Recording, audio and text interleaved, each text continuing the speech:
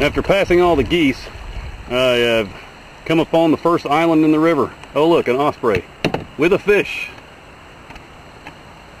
Another one. Boy, there he goes.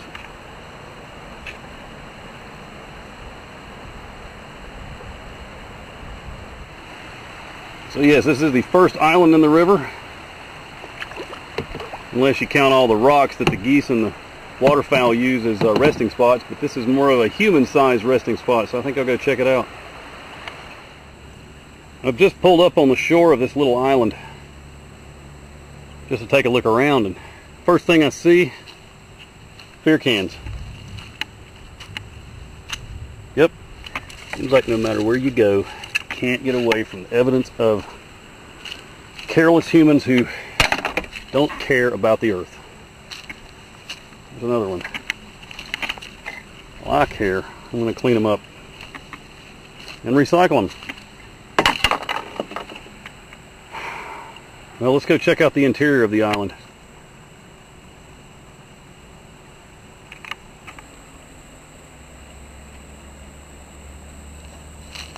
This island is only maybe 5 acres in size, maybe not even that, but it's overrun. There are human trails all over the island. At least I believe them to be human. You know, since I found the garbage back there, I would think people do use this island quite a bit. Probably boaters, kayakers, canoers, maybe for camping, maybe for just relieving themselves.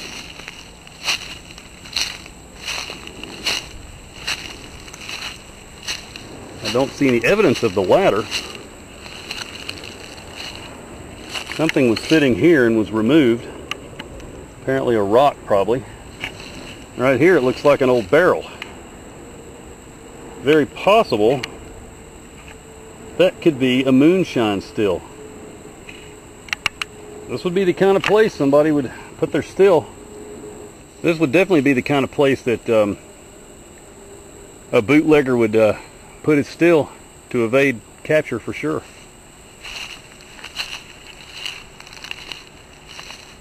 Remote, hard to get to.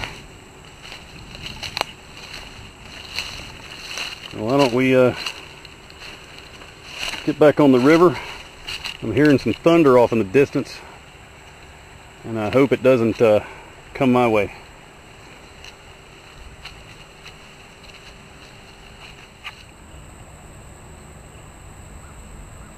I'm on the downstream point of the island. It's apparently a pretty popular place. There's even a tire and wheel. Maybe they dragged it up out of the water and used it to tie boats to, I would assume.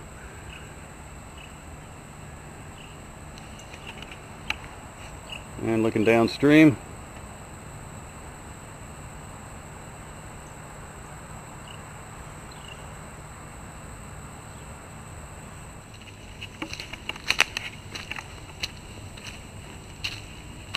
looks like a tent was probably here at one time.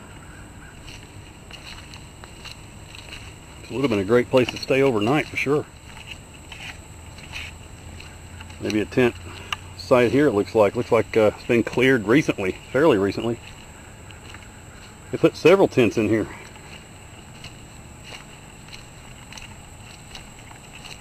These trails just go everywhere.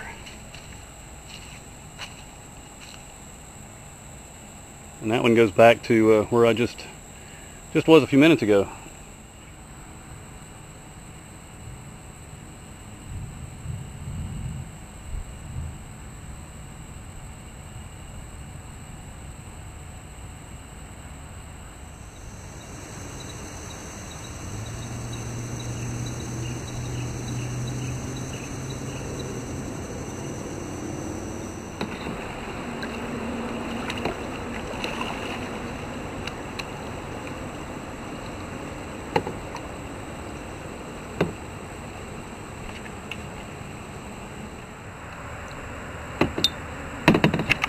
There's another hornet's nest.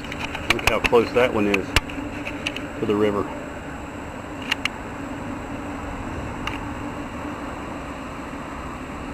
Yikes. And they see me. I gotta get out of here.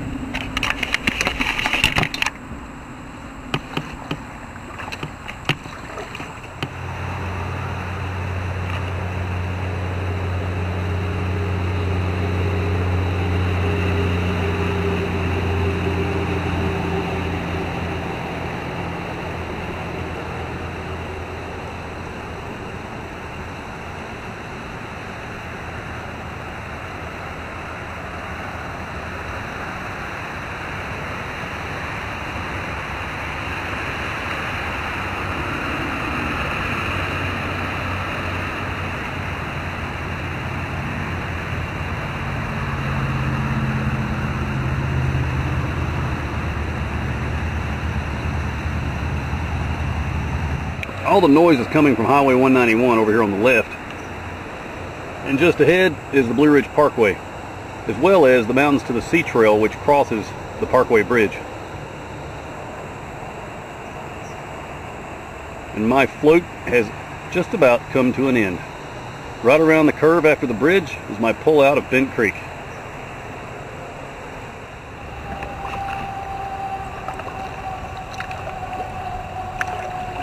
Well, it's been a really nice float. I've floated around 8 or 9 miles or so. And, okay. A few rocks here.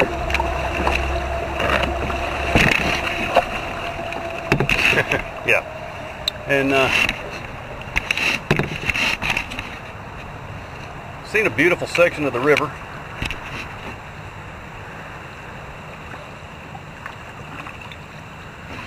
And the river is now coming into more urbanized areas around south of Asheville. And,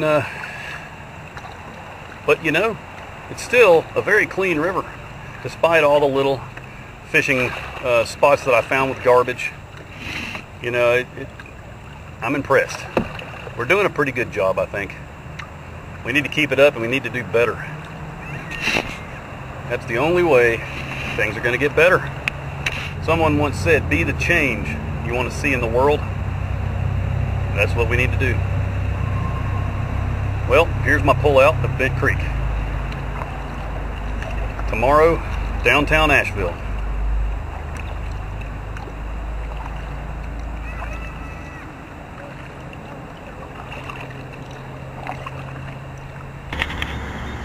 Well, I just got on the river on day 6. And I'm heading to the French Broad River Fest. It looks like that might be one of the entries right there in the raft race. Pretty interesting contraption.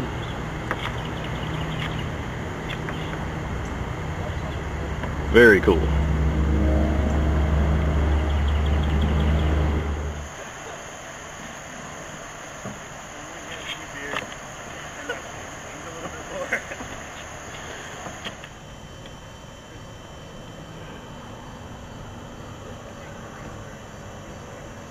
And there's Highway 26 crossing.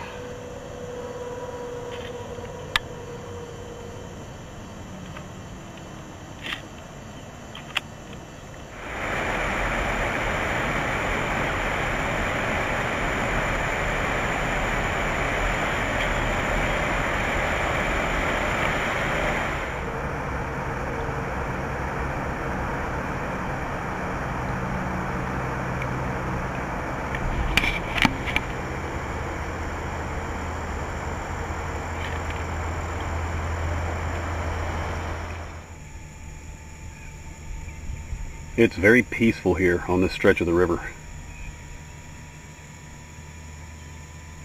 Both sides of the river are on Biltmore Estate property. Biltmore owns about 8,000 acres. That sounds big, but it's really small compared to how much land George W. Vanderbilt originally owned. I believe it was around 25,000 acres.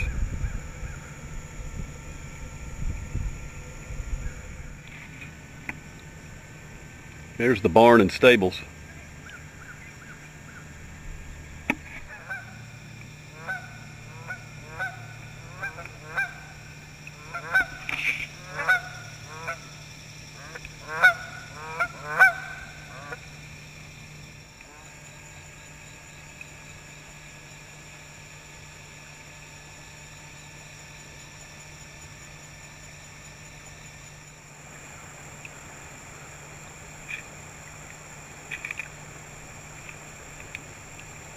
And there is the Biltmore house.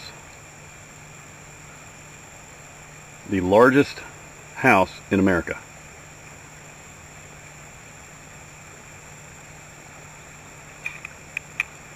It was built in the late 1800s by George W. Vanderbilt.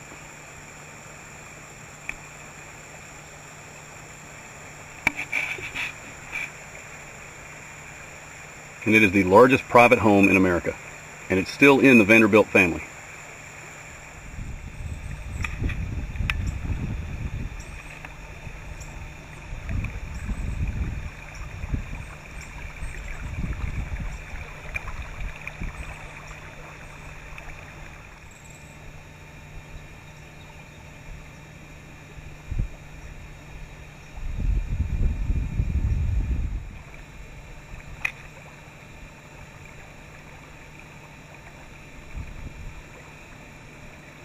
It is a massive structure.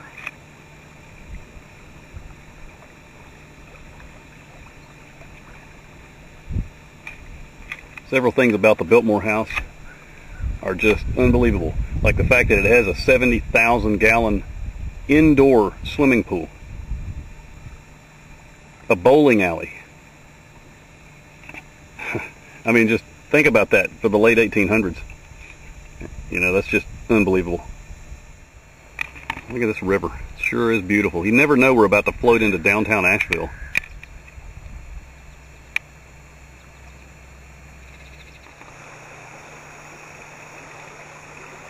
Passing by this little island on the Biltmore Estate, and it's absolutely covered in this cane. I mean, it appears to be river cane, but I haven't seen a stand of river cane like this in a long time. I pull up here on this little island. I want to check it out. It definitely looks heavily trodden.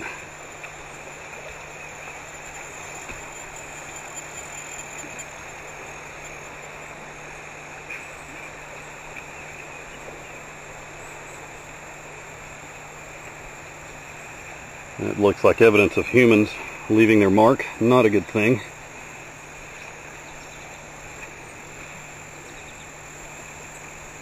This island is interesting. I would wonder if George W. Vanderbilt himself has come to this island in the past, because it's right in the middle of the property.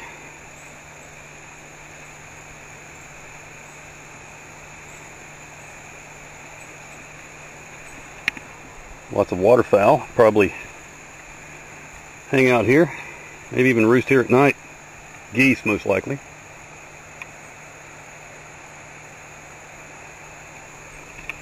Let's take a look at the other end of the island.